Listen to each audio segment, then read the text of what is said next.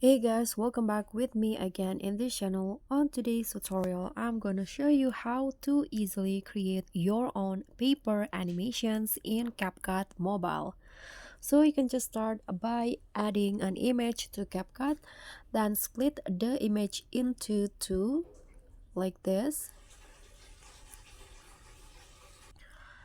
After this, you just need to click on the transition box and add the paper ball transition, so add to mask, and here use the paper ball. Okay, click on the check icon and now move the first image, the first part of the image out of the screen. So I'm going to drag it to the bottom, and after that you can just add the sound effect.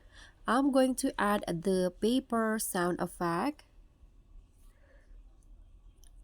Okay, this one, let's hear it first.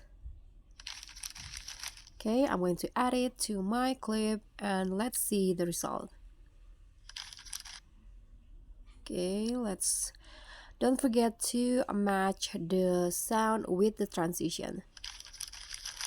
Okay, so that's it. That's how you can add your own paper animations to CapCut. Thank you so much for watching. Don't forget to like, comment, and also subscribe and click on the thanks. Bye.